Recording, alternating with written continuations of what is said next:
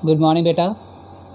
आज 11th class का आपका बेटा लास्ट टॉपिक हम not last second last topic equivalent mass करने वाले हैं।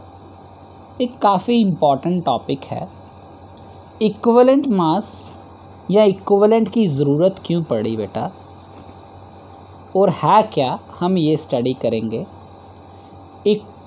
अब रिएक्शंस में मोल्स इस्तेमाल नहीं होते, moles can not be used. क्यों? देखो, एक HCl का मोल, एक एसिड और बेस की रिएक्शन कहता हूँ, एक HCl का मोल है, एक NaOH का मोल है, तो बन जाता है हमारे पास NaCl और H2O न्यूट्रलाइज हो गए। तो एक मोल HCl के लिए एक मोल NaOH चाहिए। बट अगर मैं HCl की जगह H2SO4 रखूँ, ये 2H पॉजिटिव प्रोड्यूस करता है, तो हमें NaOH 2 चाहिए, तो ये बनेगा Na2SO4 प्लस 2H2O। तो यहाँ एक मोल H2SO4 2 मोल NaOH के बराबर है। HCl का एक मोल NaOH के एक मोल के बराबर है, तो बट H2SO4 का एक मोल NaOH के एक मोल के बराबर नहीं, 2 मोल के बराबर है। दैट मीन्स HCl का एक मोल और H2SO4 का एक मोल अलग अलग है। तो मतलब एक मोल के लिए हमेशा हमें एक यूनिट, एक जैसी क्वांटिटी नहीं चाहिए। HCl के एक मोल के लिए NaOH का एक मोल चाहिए, बट H2SO4 के एक मोल के लिए NaOH के 2 मोल चाहिए। मतलब HCl और H2SO4 के मोल्स आपस में बराबर नहीं हैं, मोल्स की क्वांटिटी बराबर नहीं है। रिएक्शन में जो क्वांटिटी इस्तेमाल होती है वो बराबर नहीं होगी। एक मोल, हम इन जनरल कहते हैं ना, एक मोल में 6.022 × 10⁻23 पार्टिकल, तो इसमें भी 6.022 × 10⁻23 पार्टिकल होने चाहिए इसमें भी। तो इसके लिए भी एक मोल होना चाहिए, इसके लिए भी होना चाहिए, एक होना चाहिए, बट होता नहीं ना। यहाँ इसके लिए एक मोल लग रहा है, इसके लिए 2 मोल लग रहे हैं। दैट मीन्स रिएक्शंस में जो मोल होते हैं वो बराबर नहीं होते। पार्टिकल गिनने के लिए ठीक है, बट रिएक्शन के लिए हम मोल्स नहीं इस्तेमाल कर सकते, वहाँ हमें इक्विवेलेंट इस्तेमाल करना पड़ता है। अब इक्विवेलेंट क्या होता है? मोल्स का फॉर्मूला होता है given mass upon molar mass.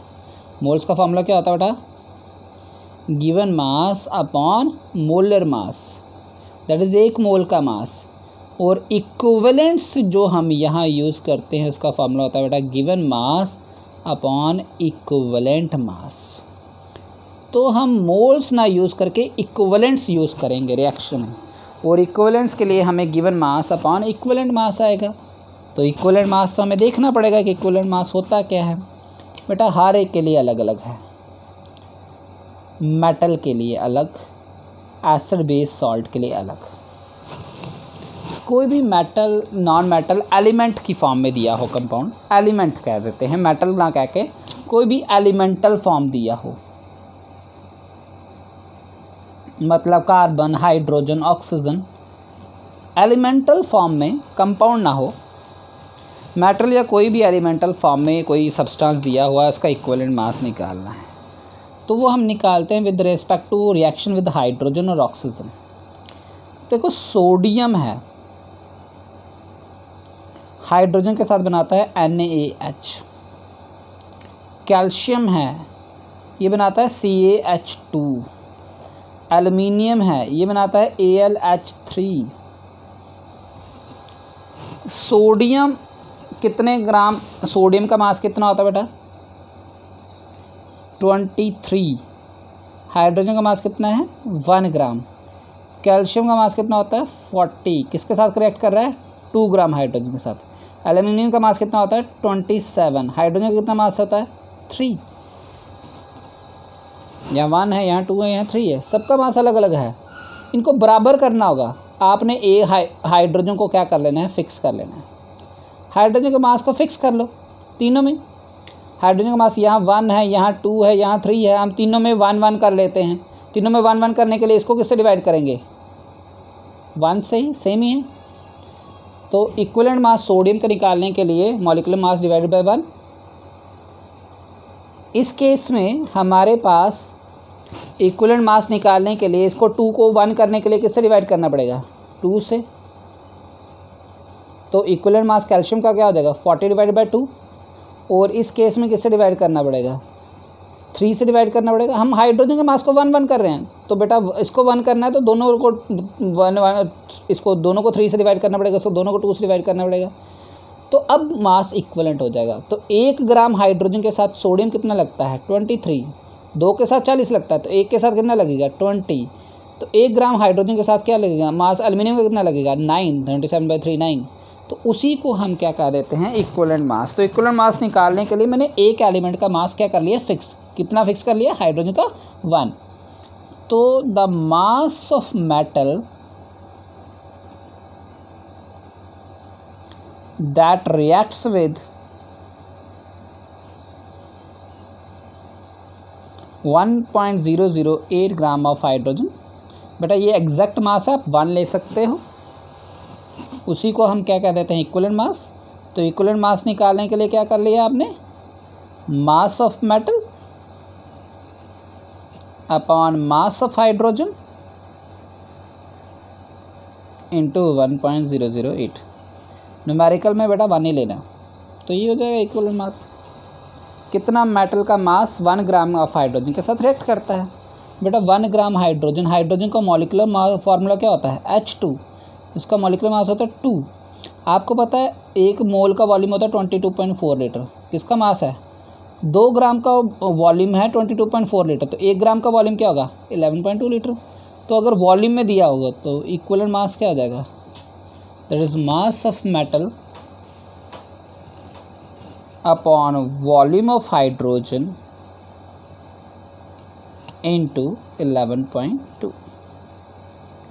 तो ये हाइड्रोजन के विद रिस्पेक्ट है, आपका इक्विवेलेंट मास आ जाएगा। सिमिलरली अगर हमें रिएक्शन दी हो ऑक्सीजन के साथ, सोडियम रिएक्ट करता है ऑक्सीजन के साथ to form Na2O, calcium react करता है CaO, मैग्नीशियम रिएक्ट करता है एल्युमिनियम रिएक्ट करता है Al2O3। ध्यान से देखो, सोडियम का कितना मास है? 2 सोडियम है 46, ऑक्सीजन का हो गया बेटा कितना हमारे पास? 16। यहाँ कैल्शियम का कितना है हमारे पास? 40। ऑक्सीजन का कितना हो गया? 16। यहाँ एल्युमिनियम का कितना है? 2 3 27 2 54 और ऑक्सीजन कितना हो गया? 48। यह सोडियम के 2 मोल हैं। इसे 1 मोल कन्वर्ट करने के लिए हमें दोनों को बेटा अगर सबको हम 8 से कन्वर्ट कर देते हैं, सोडियम का मैं 1 ही मोल लेता हूँ, इधर भी 1 ही था ना, तो इधर भी 1 बनाने के लिए मैं इसको किससे डिवाइड करता हूँ? सब में ऑक्सीजन का मास फिक्स करना है। कितना फिक्स करना है? 8 बनाने के लिए किससे डिवाइड कर लेंगे? 2 से। अब स्टैंडर्ड क्या है? यहाँ 1 ग्राम हाइड्रोजन था, यहाँ क्या है?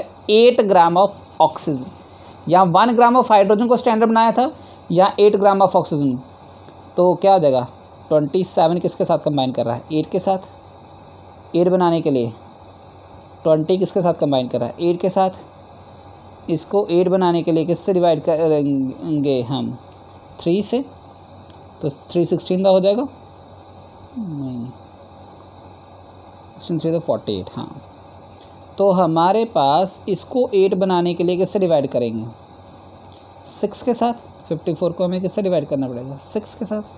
तो 54 डिवाइडेड बाय 6, 6 9 54, तो इसका इक्विवेलेंट मास क्या आ जाएगा? 9। 40 डिवाइडेड बाय 2, इसका इक्विवेलेंट मास क्या आ जाएगा? 20। तो इसको 46 डिवाइडेड बाय 2, तो कितना इक्विवेलेंट मास हो जाएगा? 23। सेम आ गया।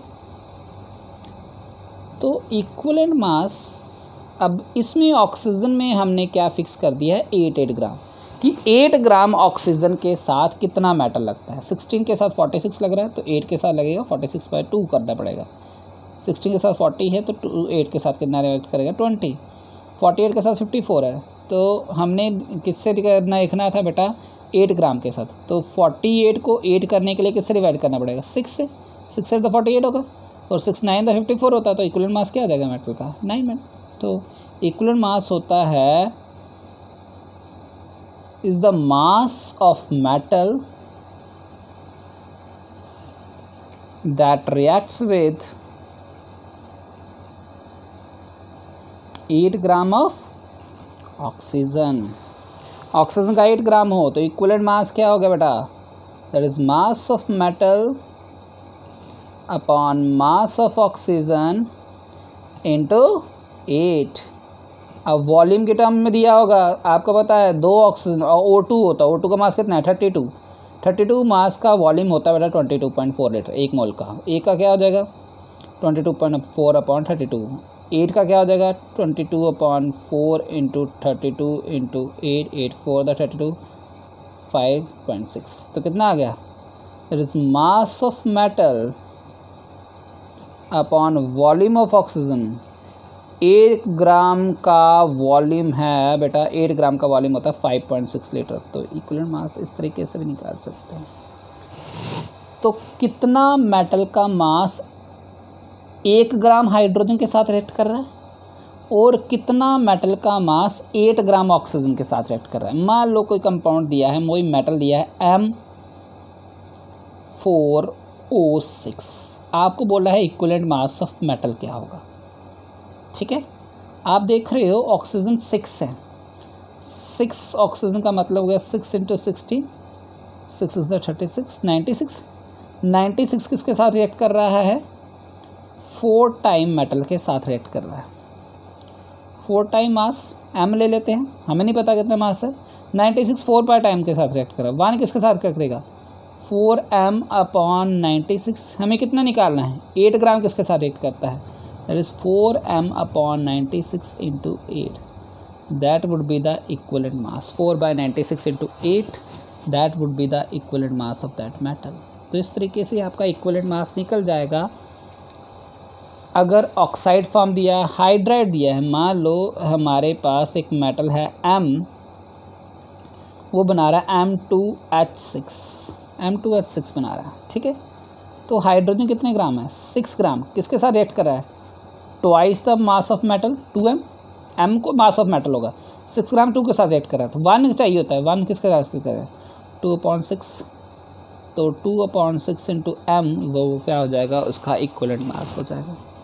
तो इस तरीके से हम इक्विवेलेंट मास निकालते हैं। देन कंपाउंड्स के लिए ज़्यादातर बेटा पेपर में कंपाउंड आते हैं। कंपाउंड्स के लिए क्या करना?